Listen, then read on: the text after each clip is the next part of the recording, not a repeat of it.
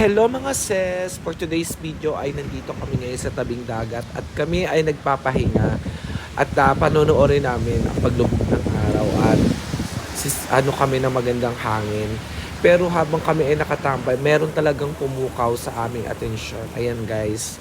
So habang ako ay nagbibideo ay nakita ko ang isang tatay na papauwi galing sa kanyang hanap buhay.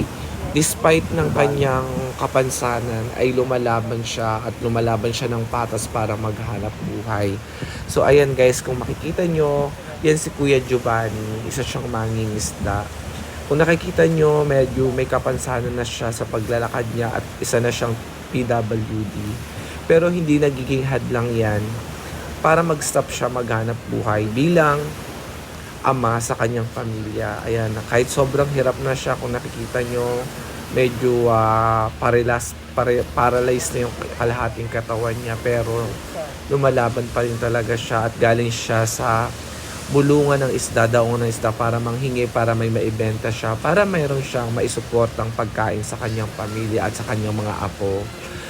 Gusto ko lamang to, talagang pumukaw to sa aking damdamin ngayon. Kung nakikita nyo, sobrang sipag niya, hindi niya ginawang hadlang ang kapansanan para tumigil siya sa paghahanap buhay.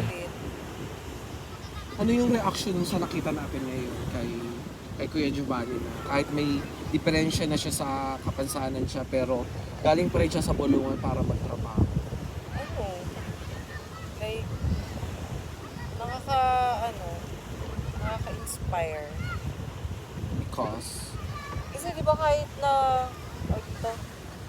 in spite ng kapansanan niya, nagagawa niya pa rin kumita. Like, hindi siya hindrance para sumaport sa family niya.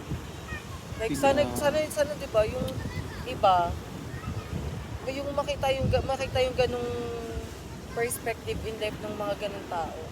Ikaw, malakas ka, buong kompleto ka, tapos ang tigas ng mukha mo manghingi. hindi lumalaban ng patas. Oo, hindi ka lumalaban ng patas. Like, More on illegal ang ginagawa. mga ganun. Like, just, So anong message? Anong nakuha mong message for today's video? like, From the moment that we saw him, never let your, loss or your disabilities to hold you back para ma-provide mo yung pangangailangan ng family. Ko Israel, anong masasabi mo doon sa nakita mo? Nakabidyo pala siya. From the moment na nakita mo siya doon na naglalakad, ano yung pumasok sa isip? Kung kaya niya, kaya ko.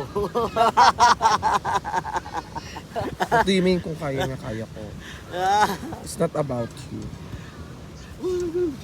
Nakakaya. Naiyak siya. Ganun ko rin. I'm so, emotional.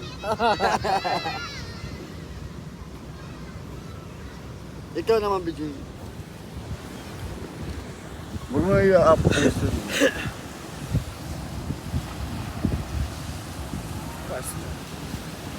Ano masasabi mo sa nakita mo kanina?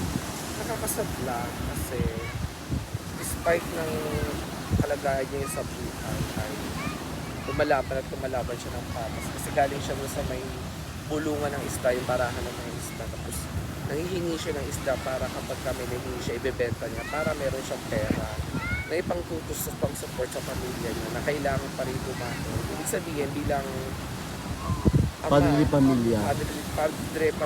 padre di pamilya, kahit meron siyang kapansanan, kahit part siya ng PWD, hindi hadlang yon para kumita siya, para magtrabaho siya. Unlike sa ibang tao na ang lakas-lakas, pero hindi naman nagtatrabaho, hindi siya nagpapakaama sa kanyang mga anak, sa kanyang asawa. Siya kasi pinapakita niya na kahit may karamdaman siya o may kapansanan siya, ay kaya niya pa rin kumilos para kumita ng pera to feed his family. So nakaka-inspire lang. At sana makita rin ito ng buong mundo kasi total marami naman tayong mga kaibigan na tumutulong all over the world. Sana isa siya sa maging natin na pwedeng tulungan ng ibang mga mababait natin sponsor para gamitin sila para mag-extend ng help kay Kuya Juban. Nakita niyo naman yung video. So, yun lang. It's another call para sa lahat na despite of your situation, we always need to look for something that we can do. Instead na malungkot tayo or problema tayo sa buhay, kaya pa natin lumaban at tumigos para sa sarili natin at para sa pamilya natin. And I think Dahil dyan yun,